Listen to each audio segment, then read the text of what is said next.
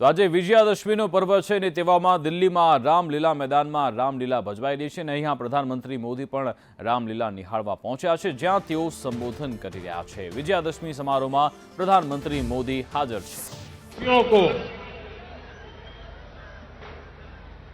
शक्ति उपासना पर्व नवरात्र और विजय पर्व विजयादशमी की अनेक अनेक शुभकामनाएं देता हूं। विजयादशमी का ये पर्व अन्याय पर न्याय की विजय, अहंकार पर विनम्रता की विजय और आवेश पर धैर्य की विजय का पर्व है। ये अत्याचारी रावण पर भगवान श्री राम के विजय का पर्व है। हम इसी भावना के साथ हर वर्ष रावण दहन करते हैं, लेकिन सिर्फ इतना ही काफी नहीं है। ये पर्व हमारे लिए संकल्पों का भी पर्व है। अपने संकल्पों को दोहराने का भी पर्व है। मेरे प्यारे देशवासियों, हम इस बार विजयादशमी तब मना रहे हैं जब चंद्रमा पर हमारी विजय को 2 महीने पूरे हुए हैं।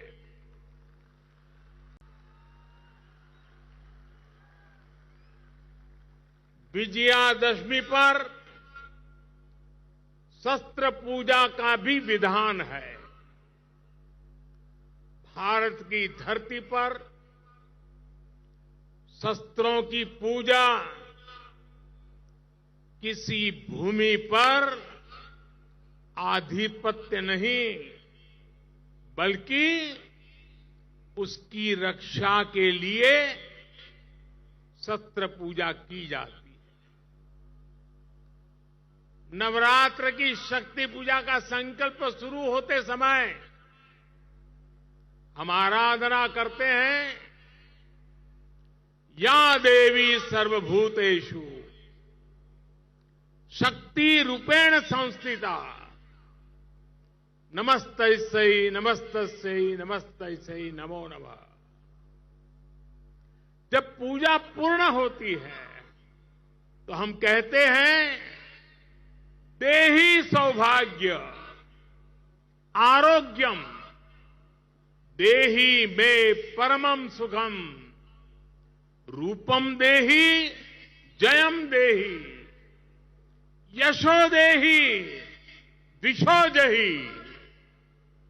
हमारी शक्ति पूजा सिर्फ हमारे लिए नहीं, पर पूरी सृष्टि के सौभाग्य, आरोग्य, सुख, विजय और यश के लिए की जाती है।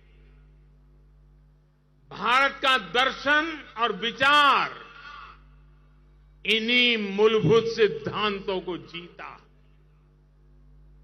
हम गीता का ज्ञान भी जानते हैं और आईएनएस विक्रांत और तेजस का निर्माण भी जानते हैं।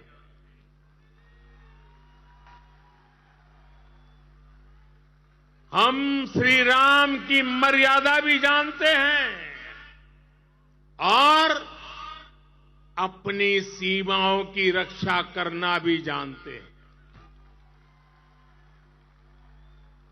हम शक्ति पूजा का संकल्प भी जानते हैं और कोरोना में सर्वे संतु निरामया ये मंत्र भी जी करके दिखाते हैं। यही तो हमारी भारत भूमि है। भारत की विजयादशमी भी यही विचार का प्रतीक है।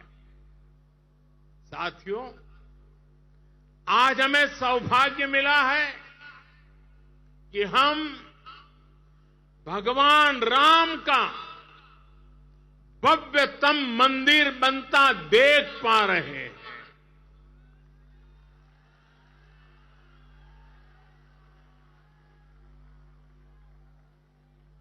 और अयोध्या की अगली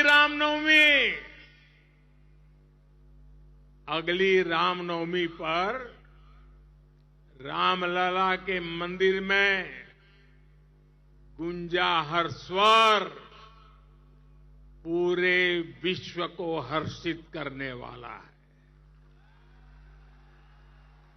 वो स्वर जो शताब्दियों से यहां कहा जाता है, भय प्रगट कृपाला, दीन दयाला, कौशल्या हितकारी।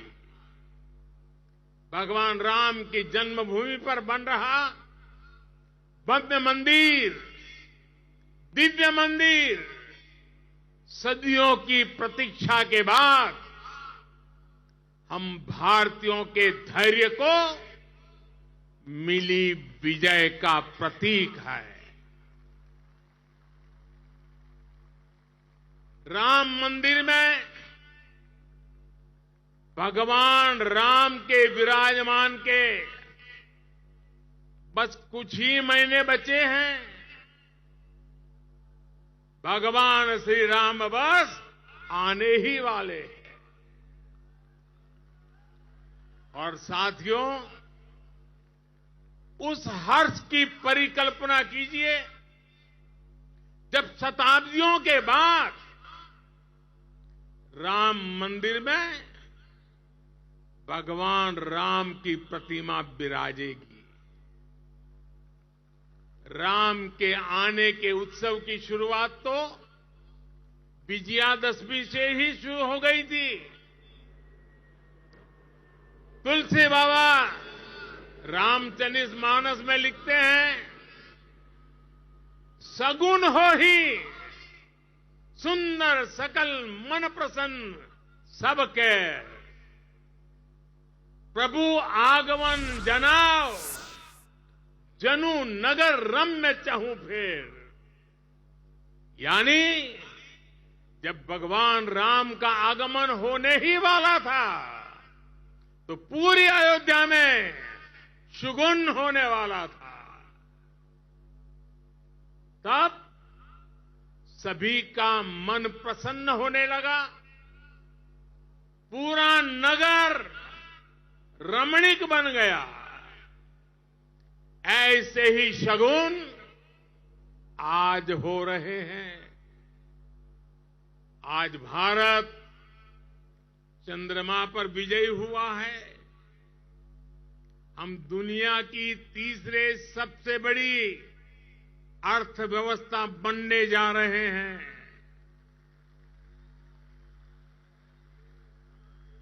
हमने कुछ सप्ताह पहले ही संसद की नई इमारत में प्रवेश किया है। नारी शक्ति को प्रतिनिधित्व देने के लिए संसद ने नारी शक्ति वंदन अधिनियम पारित किया है। भारत आज विश्व की सबसे बड़ी डेमोक्रेसी के साथ सबसे विश्वस्त डेमोक्रेसी के रूप में उभर रहा है। और दुनिया देख रही है, ये मदर ऑफ डेमोक्रेसी है।